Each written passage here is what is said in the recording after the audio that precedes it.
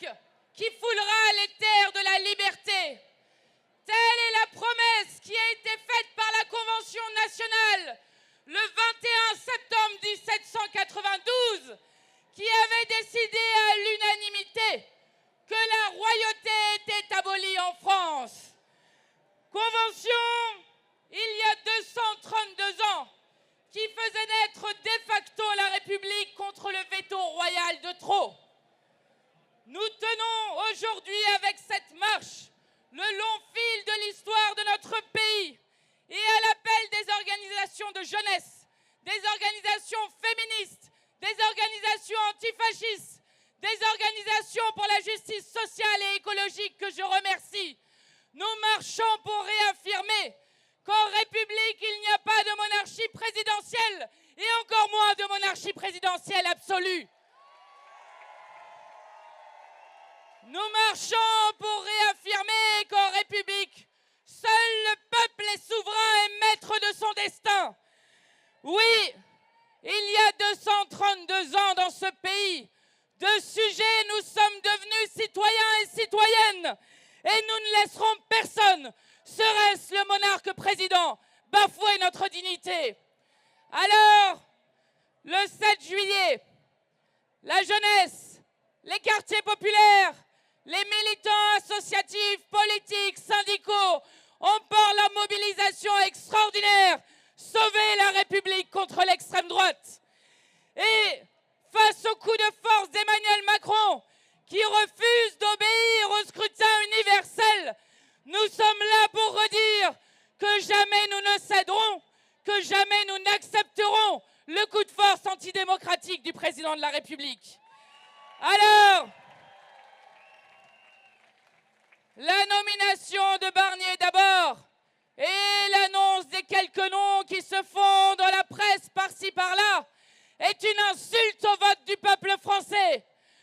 Nous nous sommes mobilisés massivement, non seulement pour battre la Macronie, mais pour faire barrage à l'extrême droite, pas pour avoir un Premier ministre qui invente le macrono-lepénisme, qui est applaudi par Marion Maréchal Le Pen et qui tient grâce à l'abstention de Marine Le Pen. Nous nous sommes mobilisés massivement pour barrer la route à l'extrême droite, pas pour avoir un Premier ministre retaillot qui utilise les mots de l'extrême droite en parlant de français de papier, qui parle des jeunes des quartiers populaires en disant qu'il y a une régression ethnique dans les quartiers populaires et qui parle notamment de politique de civilisation contre le wokisme. Non, nous n'avons jamais voté pour avoir un ministre de l'Intérieur raciste et d'extrême droite et il n'a aucune légitimité pour rester à ce poste. Alors,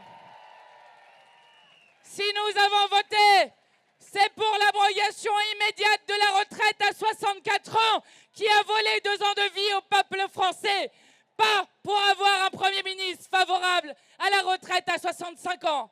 Si nous avons voté, c'est pour l'investissement dans les services publics et le partage des richesses, pas pour la plus grande cure d'austérité qu'on ait jamais tenté d'imposer au pays. Et je veux ici saluer le peuple martiniquais en révolte contre la vie chère, qui demande comme nous le blocage des prix, le blocage des marges et enfin de pouvoir vivre dignement de son travail. Alors que le Secours populaire a sorti les derniers chiffres qui montrent qu'un adulte sur 3 se prive régulièrement de repas pour pouvoir nourrir ses enfants. Non, nous ne voulons pas de ce pays-là et nous l'avons dit clairement le 7 juillet dans les urnes. Nous avons voté pour l'égalité des droits, pas pour un gouvernement regroupant toute la manif pour tous opposée au mariage pour tous, pas pour un Premier ministre qui a voté contre le Pacs, contre la dépénalisation de l'homosexualité ou encore contre le remboursement de l'avortement par la sécurité sociale. Oui, nous avons voté pour un vrai budget pour les droits des femmes et notamment les 3 milliards pour lutter contre les violences sexistes et sexuelles faites aux femmes. Et je veux ici adresser un message de soutien plein et entier à Gisèle Pelicot, à toutes les victimes de viol et tentatives de viol. Je veux dire à quel point nous admirons sa force, sa détermination, nous admirons sa dignité, qui est un combat qui nous concerne toutes et tous pour que la honte change de camp.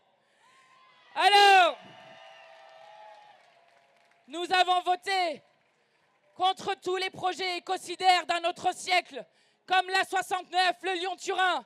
Et face à cela, nous avons un gouvernement qui ne fera absolument rien face aux plus grands défis du XXIe siècle.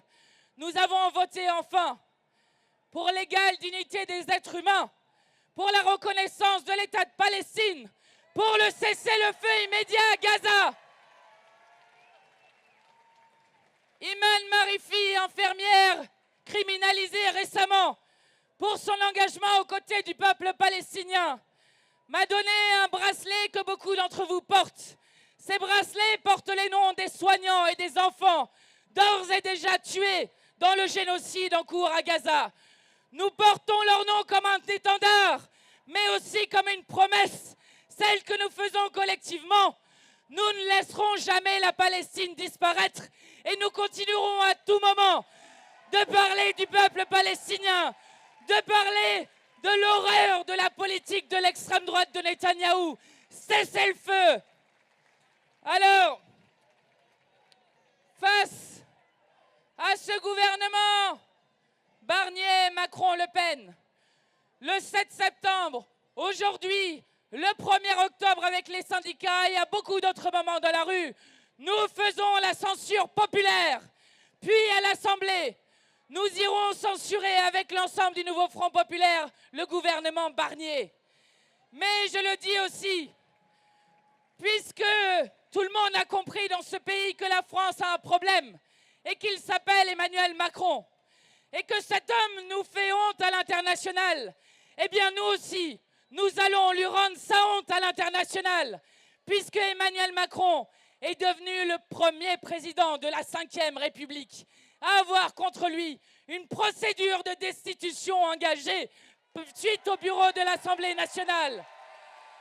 Il y a un locataire à déloger, c'est celui de l'Élysée. Alors, après le moment destituant, viendra le moment instituant, celui où nous nous reconnaissons comme peuple, celui où nous déciderons de réécrire nos règles de vie communes, celle de la Constituante pour aller vers la 6e République qui redonnera le pouvoir au peuple. Courage les amis, car comme le chante Kenny Arcana, bout de poussière d'étoiles, qu'attends-tu pour briller? Retrouvons la joie, l'entraide qu'on s'élève. Une lueur suffit à faire fondre les ténèbres. Merci à vous!